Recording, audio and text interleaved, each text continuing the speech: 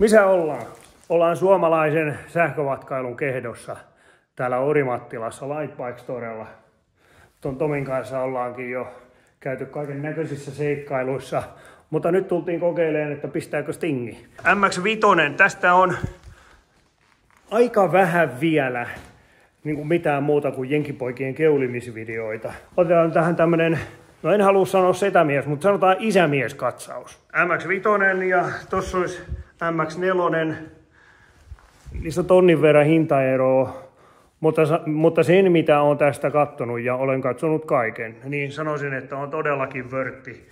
Siellä on iskarit päivittynyt, siellä on jarrut päivittynyt, siellä on löylyä 11 kilowattia. Vääntö, muistaisin, että oli yli 400 newtonia. Etenkin kun siellä on se alennusvaihde, niin silloin voidaan käyttää järkeviä rattaita ja ketjuja. Tuohon jos laittaa isomman takarattaan vielä, niin johan pomppii. Fastacen takaiskari, ja se on ihan jykevän näköinen toi typpisäiliökin tuolla. Ja linkulla tietysti. Jos meinaatte yhtään vatkailla missään muualla kuin maantiellä, niin ehdottomasti linkullinen vehje. Tällä Lightbikein myymälästä lähtee takapihalta suoraan reitti tonne pienelle tommoselle kierrokselle. Ja sanoisin, että siinä mielessä aika poikkeuksellinen pyöräliike, että pääsee heti niin kuin vähän tositoiminkin testaileen, eikä pelkästään jonnekin asfaltille.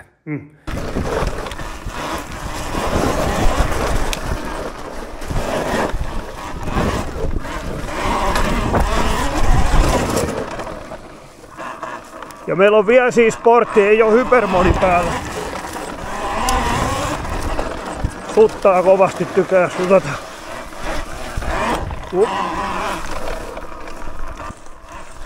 Siellä ei ole vakiorengas ihan hirveän liukasta on. 100 kilometriä ajettu testiveli. On niin liukasta, ettei voi avata tuota kaasaa. Ilmanko oli vähän kuralla liponen.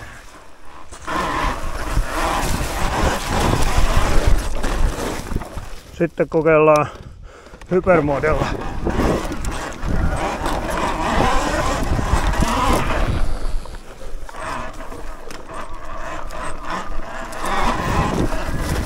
Ja sitten on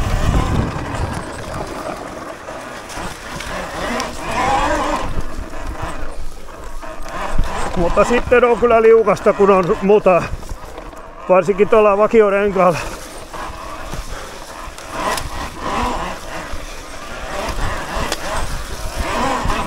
Mutta kyllä on vakioksi menopuoli aika hyvä.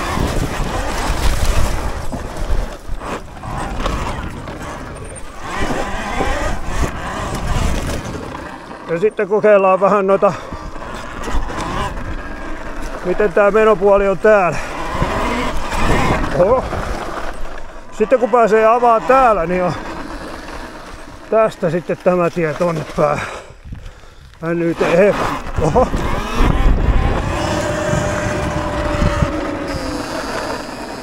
No kokeillaan se ekokin vielä huviksi. No sekin kuitenkin, ekokin lähtee. Niinku et, eko lähtee paremmin kuin sun derbi, mä sanon. Tuossa oli ekolla, hei. Ekolla kun lähtee, niin toi on eko. Voitko uskoa?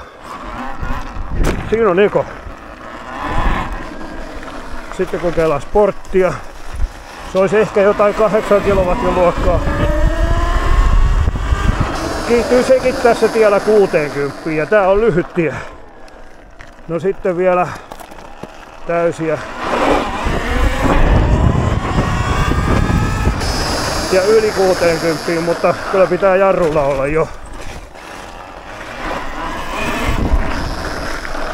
Jarrut on erinomaiset.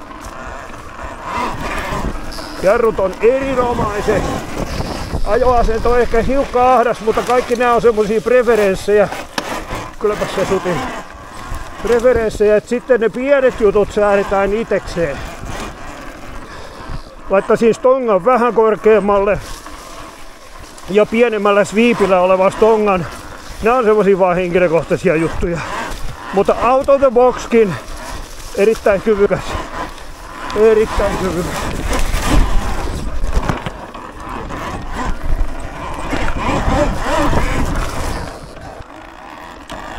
Lähdetään tästä paikaltaan. Noniin, NYT. 50, 60, 70, 80. Ja loput tulee sitten pikkuhiljaa 86, 89, 90, 92, 93, 93. Ja jarrut testataan tässä samalla. On riittävät myös tähän vauhtiin jarrut. 50 nyt. Kyllä se nopeasti ottaa 70. Tässä on kiihtymys kyllä hyvä.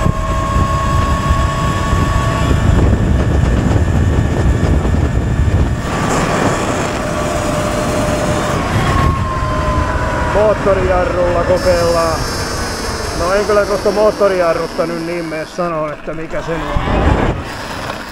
Sitten lähdetään vielä tonne radalle. Katsotaan, että nyt kamera olisi vähän parempi.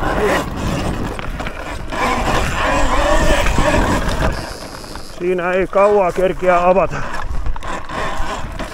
Tuossa on joku hyppyri.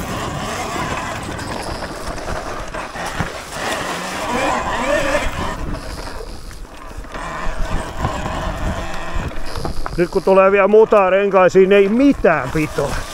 Isompaa nappularenkasta, jos haluaa maastoon. Mutta niinku kuivalla nämä CST-renkaatkin on ihan niinku yllättävänkin jees.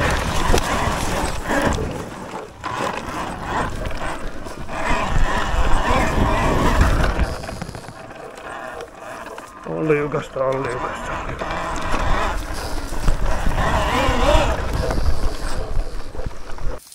Talarian pikatesti ohi. Kattokaa miten pienessä ajassa, eli pikatestiajassa saatiin noin paljon kuraa tähän pyörään. Se täytyy olla kyllä joku Orimattilan ennätys. Ajatelmat tästä laitteesta, niin nyt on kyllä sanoisin, että teinipoikana, jos tämmöisen olisin saanut millä tahansa ilveellä, niin olisin kyllä tehnyt mitä vaan temppuja, karrynpyöriä ja voltteja ja luovuttanut toisen munuaisen. Ja ittäkö mopo? Mä kokeilin sitä sillä ekonomimoodilla, niin silläkin nousee keula kaasusta. Toki sitten loppuu kulku vähän nopeampaa, mutta siellä on se alkuvääntö ihan sellainen niin punch you in the face -tyyppinen vääntö. Ei tarvi edes miettiä, että hommaisiko suuremman takarattaan. Se on nimittäin sitten hyppykeppi sen jälkeen, jos siinä on isompi takaratas. Siellä on niin nyt tarpeeksi löylyä, ettei muuta kuin...